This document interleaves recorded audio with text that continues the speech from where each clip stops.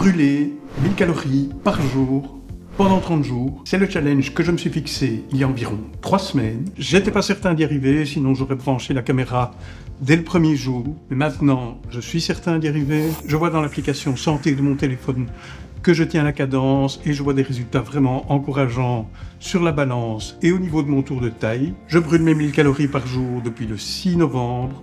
On est le 26 novembre, donc je suis assez confiant par rapport à l'issue du challenge. D'autant plus que c'est plus facile de brûler 1000 calories par jour aujourd'hui que ça n'était les premiers jours. Dans cette vidéo, je vous explique pourquoi j'ai décidé de relever ce challenge de brûler 1000 calories par jour pendant 30 jours. Je vous explique comment je brûle mes 1000 calories par jour, comment je garde ma motivation intacte jour après jour. Il y a une astuce relativement simple qui permet de rester motivé et je vous donnerai les résultats du challenge en termes de perte de poids et de tour de taille. Je peux d'ores et déjà vous annoncer que c'est prometteur. Après 3 semaines, j'ai déjà perdu 3 kilos. 6 cm de tour de taille, ça n'est pas de la magie. Si on brûle 1000 calories par jour, tous les jours, ça doit forcément finir par se voir à un moment donné. L'intérêt de cette vidéo, c'est de démontrer qu'il y a moyen de le faire sans que ce soit une contrainte quotidienne insurmontable et démotivante, que du contraire. Et bonne nouvelle, si vous êtes une femme, vous ne devez brûler que 750 calories par jour pour arriver au même résultat. 1000 calories par jour, c'est pour les hommes. Dans la toute grande majorité des cas, lorsqu'on souhaite maigrir, c'est parce qu'on a un problème avec le chiffre qui s'affiche sur la balance, on a un problème avec l'image que nous renvoient les miroirs, on a un problème avec le regard des autres, on a un problème avec sa garde-robe, et quand on fait de la vidéo, croyez-moi, on a aussi un problème avec l'image de soi qu'on voit à l'écran, en tout cas sur certains cadrages peu flatteurs. Qui plus est, être en surpoids, c'est pas vraiment un signe de bonne santé. Pour quelqu'un qui prône la bonne santé après 50 ans dans ses vidéos, c'est peut-être pas du luxe de montrer l'exemple. Moi, ça m'a pris avec le Covid, le fait d'être isolé de tout et de tout le monde, le télétravail à outrance. J'ai commencé à prendre du poids, à tel point que ça devenait inéluctable. Il n'y a pas une limite au-delà de laquelle le corps va arrêter de se déformer, il va continuer, va encaisser, va grossir, se déformer. C'est devenu incontrôlable, ça foutait mon moral en l'air, ça impactait négativement mon envie de faire des choses, ma motivation et ma confiance en moi. Sans compter que ça commençait aussi à m'angoisser par rapport à ma santé, et à la manière dont la vie s'annonçait. J'avais pas envie que les gens voient en moi le gars qui vieillit mal, le gars qui perd ses cheveux, le gars qui voit plus ses pieds. C'était une ligne droite vers une autoroute vers la dépression. Maigrir de manière durable, c'est comme arrêter de fumer. Il faut s'y reprendre à plusieurs reprises, encore et encore, malgré les échecs, jusqu'au moment où le déclic se fait et la motivation prend le pas sur tout le reste. Je dois y arriver, je vais y arriver, il n'y a pas de retour en arrière possible, il n'est pas question d'abandonner, je n'arrêterai que lorsque j'aurai atteint mon objectif. Point barre. En réalité, j'ai déjà essayé un challenge similaire, 10 000 pas par jour pendant 30 jours. C'était il y a 2 ans, presque jour pour jour, avec un résultat encourageant. J'ai écrit un article sur le sujet, il y a un lien qui s'affiche ici quelque part. Je n'avais pas encore compris comment ça fonctionne pour perdre du poids durablement. Et j'ai dû me rendre à l'évidence, une fois que le challenge était terminé et que j'arrêtais de faire mes 10 000 pas par jour, eh bien mon style de vie bon vivant reprenait le dessus.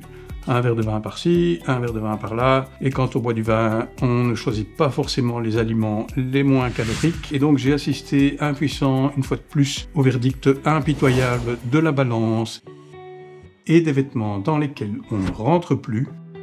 Quelques semaines plus tard, je me suis remis à réfléchir à cette expérience de 10 000 pas par jour, tous les jours, en me demandant qu'est-ce que je pouvais en retirer de positif pour repartir. Clairement, le tapis de marche, ça aide à atteindre l'objectif. La salle de sport, par contre, ça marche pas, sans jeu de mots. En tout cas pas à long terme, puisque 2 heures de marche, plus aller-retour, vestiaire, etc. Disons 3 heures tous les jours, c'est juste, avec mon style de vie, c'est juste pas possible.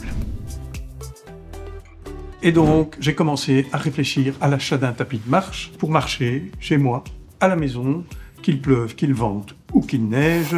Je savais qu'il existait des modèles tout fins, très discrets pliable, portable, et j'étais sur le point d'en commander un sur Amazon. Et un jour, en passant devant la vitrine d'un magasin de sport, je découvre le Springbok. Je suis rentré dans le magasin, j'ai demandé à l'essayer et je suis pratiquement reparti avec. Enfin, ils me l'ont livré le soir même parce que c'est un peu un monstre, hein, ça ne se transporte pas comme ça. C'est vrai que ça prend un peu de place, mais ça a de la gueule.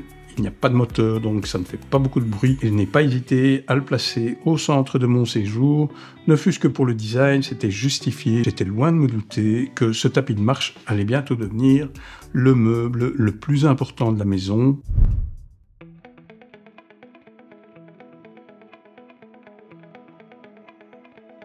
Sur la vague de l'excitation de cet achat magnifique et en réalité un peu trop spontané, je me suis remis à faire mes 10 000 pas par jour. Ça n'a pas duré très longtemps parce qu'il y a encore un élément qui m'avait échappé dans le tableau. Pour faire 10 000 pas, il faut marcher un peu moins de 2 heures. C'est long, c'est très long, surtout quand on fait du surplace. J'adore marcher, mais il faut que le paysage ou le décor change. Ça s'est révélé être un élément bloquant supplémentaire et comme le printemps arrivait, j'allais faire mes pas dehors. Mais bon, ça me faisait un peu mal aux fesses de voir ce truc qui coûte un bras, et même 2, en plein milieu du séjour, et d'aller marcher dehors.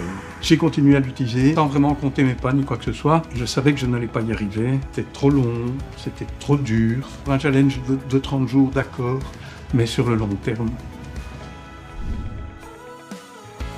Et puis un jour, je me suis dit, et si au lieu de compter mes pas, je compte mes calories ? Est-ce que ça change quelque chose? Et la réponse est oui, parce que les calories, c'est une mesure précise. Quand je marche 10 000 pas, je ne sais pas si je brûle 600 calories, 800 calories, 1200 calories, tandis que quand je brûle 1000 calories, c'est 1000 calories. Et je me suis dit, je vais essayer de voir si je peux le faire en 4 fois sur la journée. 4 séances de 20 à 25 minutes, histoire de brûler entre 200 et 250 calories à chaque fois. Et regarder les calories s'accumuler dans l'application en cours de journée jusqu'à atteindre 1000 calories. Et ça s'est révélé être un bon compromis entre intensité de l'effort à produire et nombre de calories brûlées en fin de journée. C'est pas trop lourd comme effort. Il y a moyen, la preuve, je suis occupé à le faire depuis 3 semaines et j'ai bien l'intention non seulement de terminer les 30 jours, mais de continuer sur ma lancée le plus longtemps possible. D'un point de vue pratique, c'est beaucoup plus simple de brûler 1000 calories en 4 fois plutôt qu'en une seule. Je sais, les puristes, les spécialistes, les coachs sportifs, ils vont vous dire non, c'est pas bon, il faut tout brûler en une fois, c'est plus efficace, blablabla. Ça ne m'intéresse pas. Le challenge, c'est 1000 calories dans l'application en fin de journée, même si je les ai brûlées en plusieurs fois, et je veux voir ce qui se passe après 30 jours sur la balance et au niveau de mon tour de taille. J'ai mis un certain temps à commencer à perdre du poids, tandis qu'au niveau du tour de taille, ça a fondu assez vite. C'est dû au fait que quand on est actif et qu'on mange des protéines, on brûle du gras, mais on augmente la masse musculaire. En quelque sorte, on remplace le gras par du muscle. Au niveau du poids, sur le moment, ça ne change pas grand-chose. Par contre, au plus la masse musculaire augmente en volume, au plus on va brûler de calories pour un effort équivalent, tandis que plus on a du gras, moins on va brûler de calories. Et c'est pour ça que quand on veut maigrir, il faut rester actif, parce que le régime, on sait tous comment ça se termine. 23e jour de ce challenge qui en compte 30. On va regarder où on en est. Alors, sur la balance, ça dit...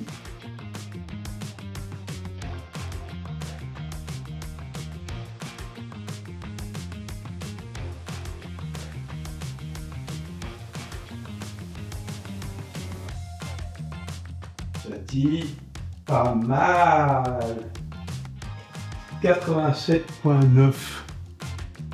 Quant au tour de taille, si j'avais des tablettes de chocolat, je vous les montrerais bien volontiers, mais j'en ai pas, en tout cas pas encore.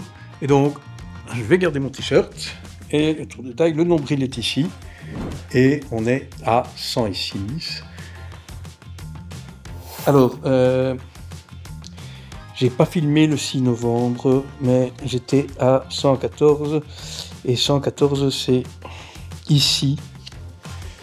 Donc, je sais pas si vous vous rendez compte, mais c'est assez impressionnant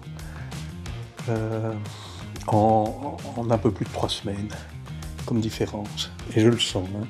Au niveau du tour de taille, c'est presque la moitié du chemin parcouru, puisque mon premier objectif est de redescendre à 100 cm de tour de taille. J'étais à 114 avant de commencer. Donc, en continuant comme ça, je peux espérer arriver à 100 cm dans 3 semaines, 1 mois. Enfin, je ne sais pas si ça descend comme ça de manière régulière. Ce serait vraiment génial. Pour info, le tour de taille idéal est de 94 cm pour l'homme et 80 cm pour la femme. Mais ça, c'est l'objectif à moyen terme. Dans un premier temps, on va déjà essayer de redescendre à 100 cm. Au niveau du poids, je suis plutôt à un tiers de mon objectif, puisque mon objectif est de perdre 10 kg, mais évidemment pas en 30 jours. Ces chiffres correspondent à ce qu'on dit, puisqu'on dit que pour perdre un demi-kilo par semaine, il faut brûler 3500 calories. Si je brûle 1000 calories par jour, ça veut dire que sur une semaine, je brûle 7000 calories. Sur la balance, ça fait 2 fois 500 grammes de partie, c'est-à-dire 1 kg fois 3 semaines. Ça fait donc bien les 3 kg et plus que j'ai perdu depuis le début de ce challenge. C'est une question qui est souvent posée, donc c'est correct. Pour perdre un demi-kilo par semaine, il faut brûler 3500 calories. 5 h du mat, il y a des jours où je me lève tôt et je commence tôt. Ça fait déjà 10 minutes que je suis en train de marcher et j'ai déjà perdu presque 80 calories. La journée ne fait que commencer. Quand j'aurai fini cette session, elle va déjà commencer avec 250 calories au compteur. C'est super encourageant pour le restant de la journée. C'est un des secrets, il faut prendre tout ce qu'il y a pour garder la motivation intacte. Et l'autre secret, l'astuce grâce à laquelle je suis en passe de réussir mon challenge de brûler 1000 calories par jour pendant 30 jours, c'est de diluer l'effort à produire sur une journée en 4 fois et de s'occuper l'esprit pendant qu'on produit cet effort, passer des coups de fil, regarder des shorts sur YouTube ou des reels sur Instagram, assister à des réunions, bref, s'occuper l'esprit. Surtout ne pas regarder sa montre parce que là, le temps ne passe pas. Quand on cherche à perdre du poids, c'est important de bien s'alimenter, d'avoir un bon apport quotidien en protéines. C'est tentant de penser que si, en plus des 1000 calories que je brûle tous les jours, je réduis la quantité de calories que je consomme, je perdrai du poids plus vite et mon tour de taille diminuera plus vite. C'est un mauvais calcul. Il faut absolument fournir de l'énergie aux muscles afin de faire en sorte que ceux-ci fonctionnent au maximum de leur capacité et brûlent un maximum de calories en cours de journée, quoi qu'on fasse. Que ce soit pendant qu'on est en train de produire notre effort ou en fait n'importe quand et quoi qu'on fasse qui mette un tant soit peu les muscles à contribution.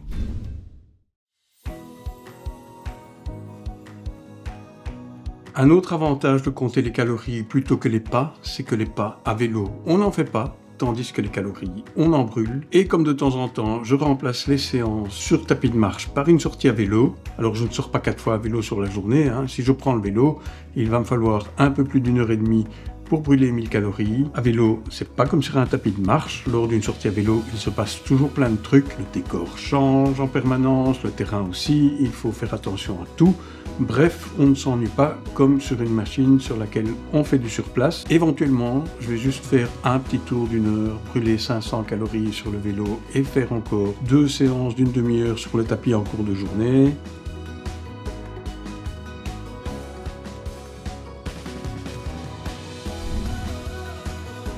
Vendredi 6 décembre, 30e et dernier jour de ce challenge, brûler 1000 calories par jour pendant 30 jours. Dernière séance d'1 demi-heure sur le tapis, dernière calorie à brûler pour atteindre l'objectif. Et vu le résultat, je vous garantis que je n'ai pas du tout l'intention de m'arrêter en si bon chemin. Je vais continuer à brûler 1000 calories par jour et éventuellement je posterai une mise à jour du résultat. Je vous retrouve demain, pour vous c'est dans quelques secondes, pour faire un bilan et tirer des conclusions finales de ce challenge.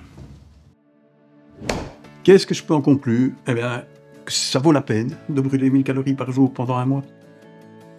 J'ai perdu 4,2 kilos. Alors que ça faisait des années que je pleurais pour en perdre 2. Et au niveau du tour de taille, après 30 jours, on est à 104. On vient de 114. Et c'est pas parce que le challenge est terminé que je vais m'arrêter, d'autant plus que grâce à cette astuce de diluer l'effort tout au long de la journée, eh bien le challenge est vraiment loin d'être insurmontable ou même fatigant. Il faut en faire un style de vie jusqu'à atteindre l'objectif qu'on s'est fixé. En ce qui me concerne, pour le poids, c'est 80 kg et même moins si affinité. Et pour le tour de taille, c'est 94 cm. Une fois l'objectif atteint, je suis pratiquement sûr que la moitié de l'effort, donc 500 calories par jour, ce sera suffisant pour entretenir le poids et le tour de taille. Le but, c'est pas d'arrêter, puisqu'il faut continuer à bouger, ça, il n'y a rien à faire. J'ai le sentiment que l'achat de ce tapis de marche est la meilleure chose que j'ai pu faire pour ma santé physique et pour ma santé mentale, au même titre d'ailleurs que l'achat de mon vélo électrique il y a quelques années, parce que maintenant, je me sens vraiment bien, je me sens vraiment mieux qu'il y a un mois, tant au niveau physique que psychologique. Je ne suis pas encore comme je veux être, mais je sais que je vais y arriver, parce que j'ai un peu le sentiment d'avoir percé l'un des secrets les mieux gardés de l'humanité, qui est comment perdre du poids, somme toute facilement et durablement. J'ai compris comment ça fonctionne, j'ai compris comment maintenir mon poids, j'ai compris quand et dans quelle mesure je peux faire quelques écarts. Je me suis pas privé du tout pendant ces 30 jours.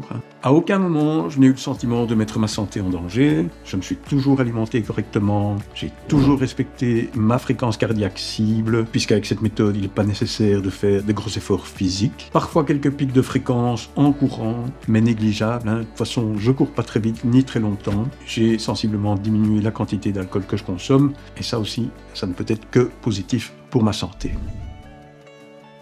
Alors, il y a des variantes. Si 1000 calories par jour, même en 4 fois, c'est encore de trop, et petit rappel pour les femmes, c'est 750, eh bien, vous pouvez vous contenter de brûler 500 calories par jour en 2 fois, même peut-être en 3, je ne sais pas, il faut essayer. C'est tout à fait faisable, et vous devriez quand même perdre un demi-kilo par semaine. C'est pas rien, c'est pas mal. Surtout si vous n'êtes pas pressé et que vous persévérez, vous allez obtenir un résultat. Si vous décidez de vous y mettre, faites-le savoir en commentaire, tenez-nous au courant, faites des mises à jour, dites-nous comment ça se passe, dites-nous combien vous perdez, dites-nous ce que ça vous apporte en termes de bonheur, de qualité de vie, de santé mentale. Que vous aimiez le vélo ou la course à pied, vous allez aimer une de ces deux vidéos. Je vous retrouve dans la prochaine.